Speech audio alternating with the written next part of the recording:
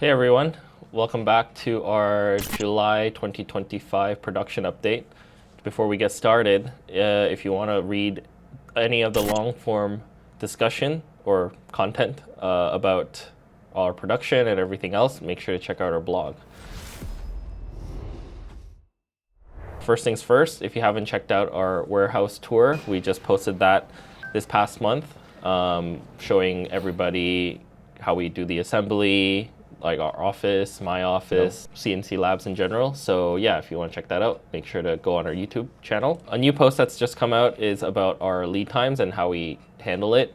Long story short, we discuss about how the lead times are really long right now. Our goal is always to get it down as short as possible. We've shared some of the data and graphed some of the information to show people that in the short term, lead times can be long, but in the long run, they actually end up being really short, and the majority of people who get our products actually end up waiting a lot less time than, well, everybody that initially gets involved in our releases of products. So yeah, if you want to read about our philosophy and how we do our business and, you know, fun stuff like that, make sure to check out the article on our blog. For AltMill 2x4 and 4x4 production, we have now finished batch 4 production. That was, I believe, 500 machines. We are expecting parts to arrive for another 750 machines around the middle of June. Based on our current estimates, the parts are supposed to arrive July 9th.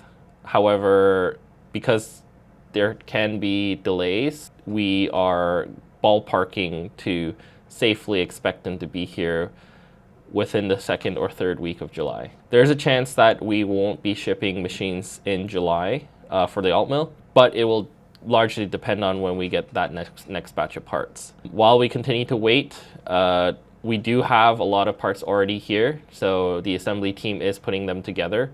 And so once we get the parts to complete all the machines, we should be pushing them out a lot faster than our typical like 40 to 50 units per week. Right now in July, we have a pretty good chance of getting our lead times low and clearing the rest of the queue, because for the first time in the AltMill history, we are going to get a lot more parts than what we currently have in the queue. Prior to this, our batch sizes were a little bit smaller. Like I think we started at like 200 and then we worked our way up to 500. But by the time we got the parts for each batch, we were sold out on the majority of that batch already. And so what that means is that we are selling machines faster than what we can produce.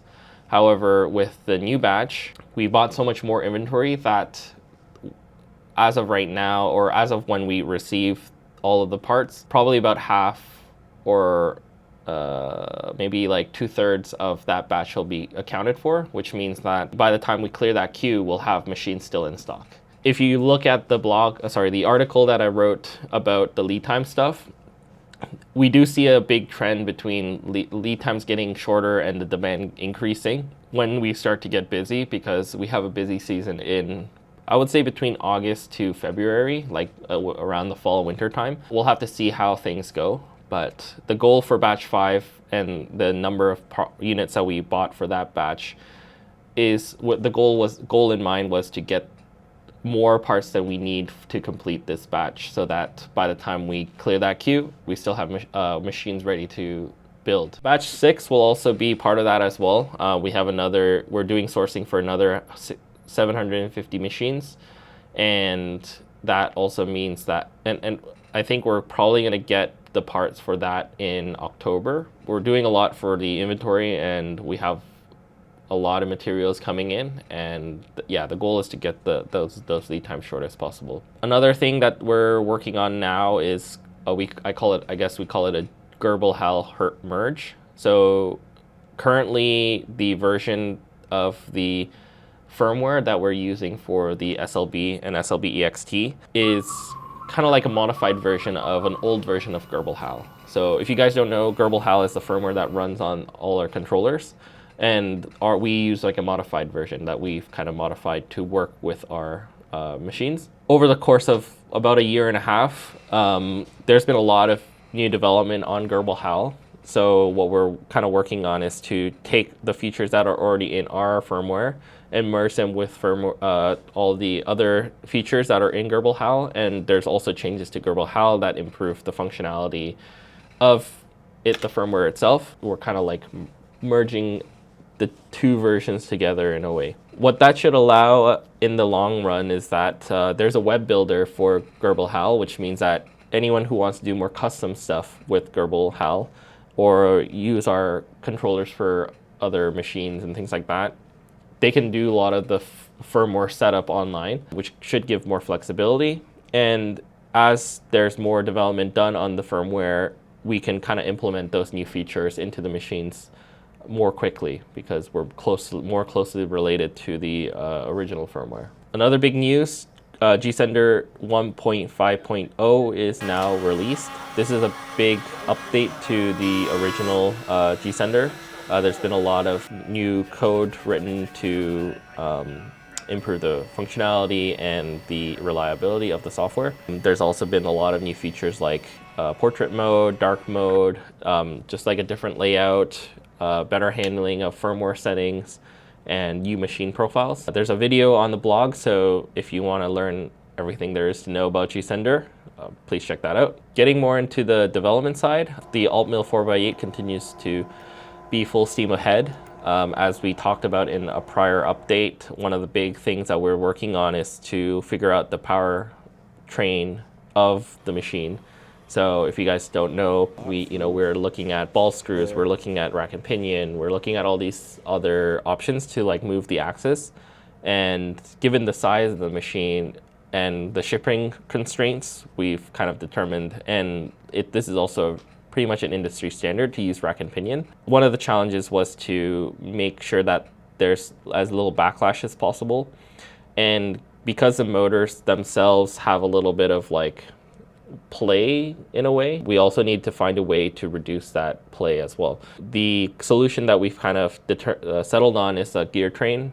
So it reduces the rotation, I guess, like gears it down essentially so that it's more precise, and the motors can run pretty fast, so we can still get really high speeds and increase our precision of the machine overall. That's been working quite well, and we've been able to match the accuracy and precision that we get from the ball screws.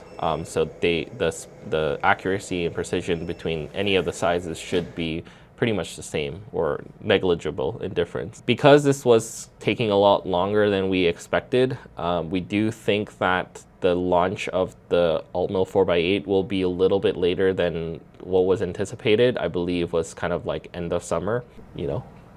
Good things take time, as they say, and we want to make it as great as possible, of course. For this month coming, we do have a bunch of stuff that we are working on top of this. We should be getting all the parts to build a full-size prototype. There are a couple things that we need to do on the design side, like finding a way to join the rails eloquently and accurately. We're improving the position of where the gearbox lies, so we don't want it to stick out too far, otherwise it's going to hit stuff and going to make the machine bigger than what it needs to. We're also working on long-term wear testing, so not only do we want the machine to be accurate when it comes out of the box, we also want it to be accurate for its whole lifetime. So that's like, how long does the gearbox can run for? Are the motors stable?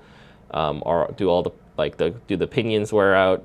All those sort of stuff. So that means just running the machine constantly, or the parts for the machine constantly, so to get that data. We also put out the survey. We had a lot of responses, so thank you for everyone for sharing your thoughts on the survey. The automatic tool changer, that's been working full steam ahead as well. We're excited to share that the initial designs that we put together for the auto tool changer have been working very well. Johan and the engineering team, there's been over 700. Chances are we're probably way past 1,000 tool changes done perfectly over and over again. There's a couple developments that are in progress. One is to test how different air compressors behave with the spindle, changing the air management to improve the compactness, and obviously checking the overall reliability in long-term use. We expect that these will be used both for hobby use and for production use. And so obviously the reliability of the spindles are important. We've learned a lot of interesting stuff. For example, the inlet outlet port sizes impact how much air we need to use. And so we also recognize that a lot of our customers, they may not have access to like heavy duty, high flow, constant like pressure compressors. And you need a compressor to run this particular type of ATC. Being able to make it more reliable with the type of tools that the typical person would have is also an important part of the development side. We also mentioned in some of the previous updates that we've paused selling VFDs to Ontario because we need certification for this particular type of VFD. I think we've also mentioned that we've gotten the certification, and so now we're in the manufacturing process. I'm happy to say that the production is now fully underway. We should be getting parts to do final assembly in the next 3 to 4 weeks. And we'll be able to start shipping those new VFDs out. I believe our first batch is going to be about 100 to 120 units. They won't be widely available to the public until we complete like our initial batch of testing. Onwards from that, it'll be something that we can share with the rest of the community. Lastly, I guess the one, new thing that I want to judge the public on if they're interested in something like this is a potential closed loop stepper motor kit. The reason I bring this up is because our community has mentioned a need or a want for easy to use control system. So that's like people who have other machines that they want to upgrade to like more up-to-date technology, or people who are building their own machines, or even they want to retrofit new motors into their existing long mills or long mills. So as you guys know, the SLB-EXT has been on the AltMill for the past year-ish, and they've been working quite well. And we've also sold a lot of the SLB, the regular version of the SLB that's used on the long mill, for a lot of people who want to retrofit it with different types of machines. We've seen a lot of people use it for the open builds. We've seen a lot of people use it for the Onefinity machines. And it's a great, less inexpensive way to kind of replace the board if something goes wrong with your current board, or if you want to kind of like use our ecosystem of G-Sender and all of our accessories as well. There's also been kind of like different changes to the industry. So for example, Open Builds has recently closed, and they were a popular source for the black box controllers. We're one of the only manufacturers that manufacture and develop our own control systems from the ground up. There are some other manufacturers that do this, but I would say like a very, very small handful.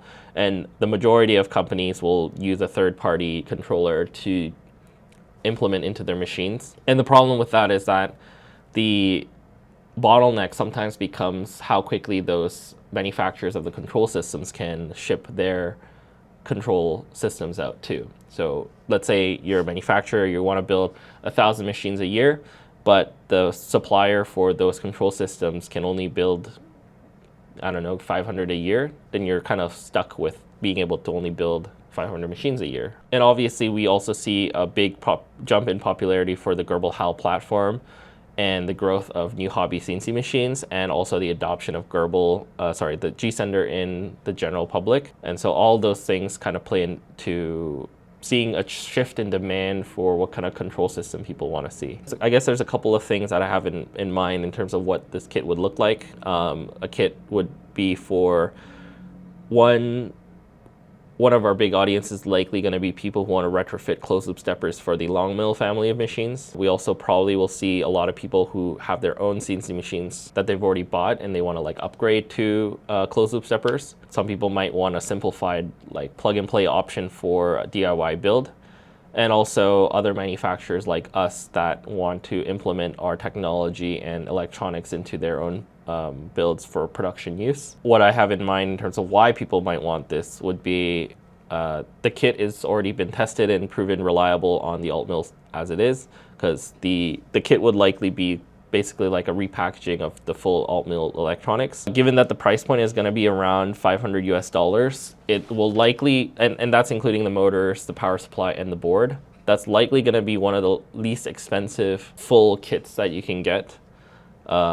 Obviously the integration of G-Sender, G-Control, the Auto Zero touch plate, all of our accessories can plug and play with the SLB-EXT is also a big bonus. And the fact that our company is open source, files to manufacture the SLB, code for G-Sender, grblHAL itself is open source, which means that if for some reason we cease to exist, manufacturers that have invested in this grblHAL's SLB-EXT platform, or anyone that wants to modify it for their own use, they can do it for free. One of the things that we've seen is changes to businesses impacting the availability of control boards, something that I believe we can avoid if other manufacturers can just make their own boards with our designs. What's next with that?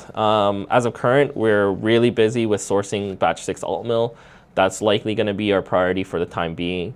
We also have a lot of development, the ATC, the 4x8, and all this sort of stuff. We're not going to shift priorities to do something like this, but because we are doing a lot of sourcing and we're kind of working on improving the whole electronics ecosystem, this might, as we consider how we want to implement this, it can tie into some of this development and sourcing work. We also need to know what kind of resources and documentation we want to provide to customers if they want to do retrofits, and also kind of understand what the whole ecosystem looks like. So people who might want to retrofit their Onefinity machines or X cars and things like that, that we need different length wires and we need different machine profiles. So if we can see if we can figure out a way to help everybody, that'd be great, but obviously it'll take time.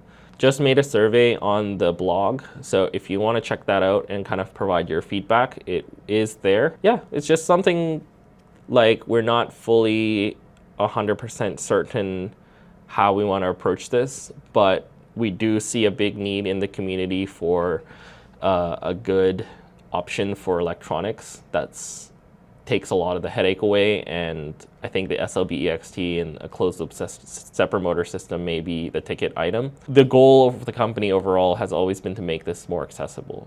And so even if we're not the ones building the machines, I think it's still a good idea to help other companies that may want to build machines to make that process easier. I think that's all the updates for this month. I think this was a pretty lengthy one. Otherwise, please check out the blog, and we'll catch you in the next update.